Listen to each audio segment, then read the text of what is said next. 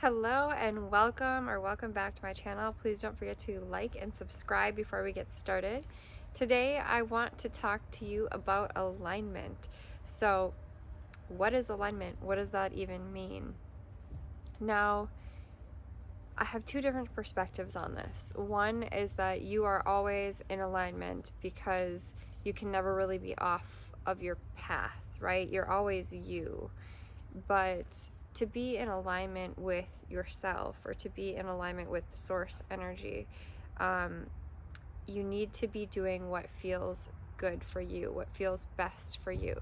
So a lot of times before we say go to an interview, we get nervous, or before we're supposed to meet a certain person, we get nervous. And that's just normal. Like that is your it's a habit. Actually, it's habitual for you to feel that way before you're doing something that is intimidating to you. But what you should do is get into alignment prior to that meeting, because if you're going to that meeting feeling nervous, or even just thinking about that meeting and being nervous all the time before it, you're going to be attracting things that make you nervous during the meeting, and that person's going to feel your nerves and feel awkward around you, and the energy transfers. So what you need to do before you do anything important in your life at all is first find alignment. But first let me take a selfie, but first let me find alignment. So a few different techniques to get into alignment with yourself are breath work. I really love breath work because it does actually change the amount of oxygen you're getting. It changes how fast your heart is pumping, and it forces you into a calm state. So literally all you have to do is do it and you will calm down. If you use this as a technique regularly, whenever you feel anxious or nervous or anything, then your body will start to self-regulate when you have those triggered moments. So breathwork is really amazing. Another thing you can do is meditation, because when we quiet our mind and just relax our body and just really be here now, it really slows down our breath. It slows down our thoughts, and it allows us to attract inspired thoughts rather than be efforting and chasing and having all this negative energy within us, right? It just gives us a chance to release. Walking outside is really wonderful, just to breathe fresh air and be really present in the moment. Any exercise will help, as it raises endorphins, and it takes your mind off of what you might otherwise be thinking about and allows you to feel better and more energized. I really love to do yoga because it feels really good. Even yin yoga is not necessarily a huge workout. It doesn't make your blood pump or anything. It's just more so like really slow stretching, finding what feels good, working with the breath. I love to journal.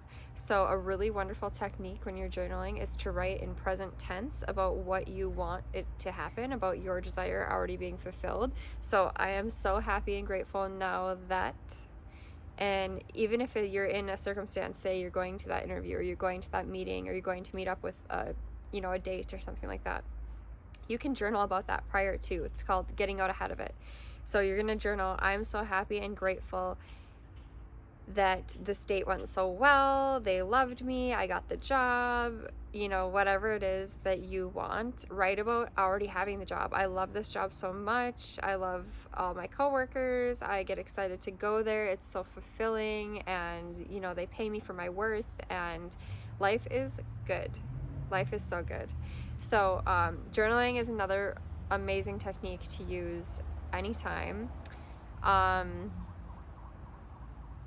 Trying to think. I mean, there are so many things that you could do, but the most important thing that you do is to find good habits. And when I say habits, I do mean doing these things, right? But what really is habitual is the way you feel. So if you have a habit of being triggered by something in particular or someone in particular, make it a habit, instead of feeling nervous and anxious, to do something that forces you to feel calm.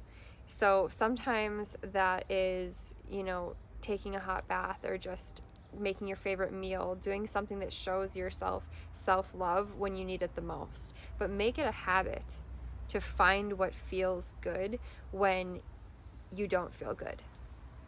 That is changing your habitual feelings. And if you're showing yourself self-love, you can change your habitual beliefs about not being good enough or not being worthy.